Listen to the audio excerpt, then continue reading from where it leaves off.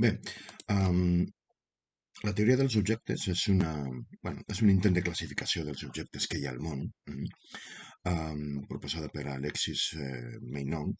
És un, és un filòsof que pertany a la fenomenologia, és a dir, un filòsof uh, idealista, que vol parlar d'objectes, en el sentit que els objectes són allò que està a certa distància del subjecte, en allò que és oposat al subjecte i independent del subjecte, però que no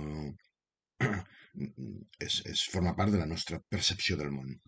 Aquí no està afirmant que els subjectes, taula, rellotges, tinguin una existència material, simplement que són elements que estan davant de la nostra, estan en el món que nosaltres percebem, no? Estan davant de nosaltres. Aleshores, doncs, va fer una classificació d'aquests objectes en relació amb el subjecte i, primer de tot, va parlar dels objectes que podríem dir materials o empírics. Materials no en el sentit estrictament materialista, simplement en el sentit que aquests objectes ocupen un espai i un temps i tenen una realitat fàctica, és a dir, són fets del món, són representacions del món en la nostra ment, en la nostra consciència. Després tindríem els objectes formals o ideals, que no estan sotmesos a l'espai i el temps, com ara els objectes matemàtics o els objectes geomètrics o els conceptes. Doncs bé, aquests objectes estan en la nostra ment i els podem tractar com a objectes separats de nosaltres, del subjecte. I tenen, al contrari que els objectes materials, que tenen una existència en l'espai i el temps, aquests objectes formals o ideals no tenen una existència en el mateix sentit, sinó que tenen una mena de subsistència o consistència, que podria ser una consistència lògica. Aquests objectes no existeixen, sinó que subsisteixen, que és una mena d'existir, però no és el mateix que l'existència del rellotge. Després tindríem els objectes possibles, que són tots aquells que podem imaginar. És a dir, són fruit de la nostra ment i fruit de la nostra capacitat de combinar imatges que hem obtingut de l'experiència. Aquesta variant es correspon perfectament amb el que Descartes deia d'idees adventícies, és a dir, d'idees factícies, són les que nosaltres construïm, fem. Fins aquí no és una classificació que no deixa de tenir més o menys el que gairebé qualsevol filòsof clàssic admetria. Però Meinong fa un pas endavant i parla dels objectes impossibles. Objectes que no existeixen, però que es poden pensar. És a dir, per exemple, els conflictes lògics, no? Les contradiccions, el quadrat rodó, que són objectes perquè simplement els podem pensar. És a dir, els podem situar davant de nosaltres, en oposició al subjecte. De manera que tenen una mena de presència fora de nosaltres i per això són objectes.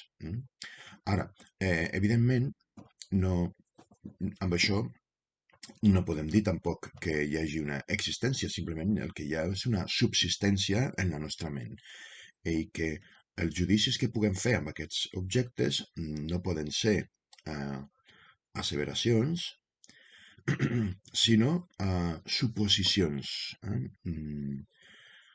perquè es refereixen a objectes que simplement subsisteixen. No és un possible existent, com podria ser la sirena, o la taula, o el triangle, sinó fan referència a simplement fenòmens proposicionals simplement perquè són una mena d'objectes fora del subjecte. Bé, tots aquests, excepte els primers, els objectes empírics, eh, tenen subsistència, mentre que els objectes empírics tenen existència.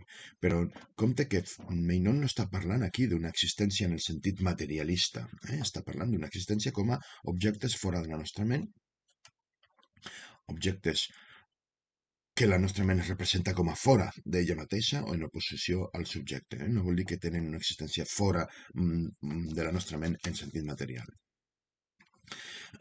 No, no estem parlant de realisme, sinó que encara estem dintre del paradigma idealista.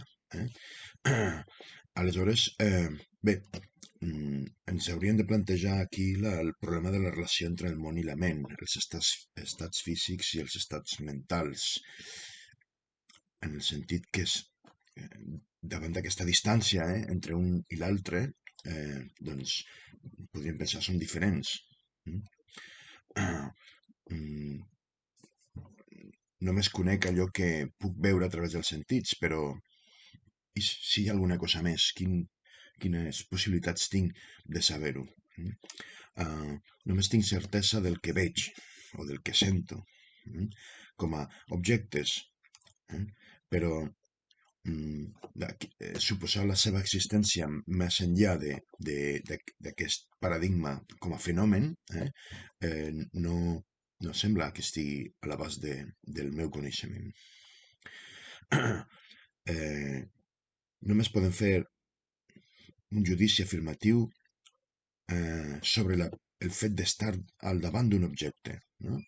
Un objecte que està al davant nostre, però no podem arribar a pronunciar-nos sobre la seva realitat, més enllà de la nostra percepció, la nostra consciència de l'objecte.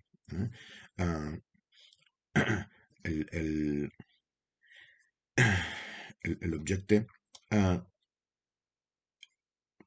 és un contingut de la nostra consciència, és un contingut de la nostra ment, però podem suposar que hi ha un correlat material de la consciència.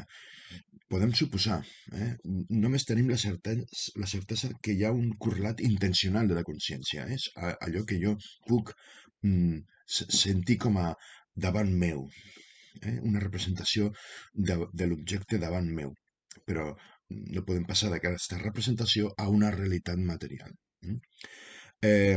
Bé, continuem aleshores amb el problema de la relació entre la consciència i el món, la matèria. Tema que quedarà inevitablement obert.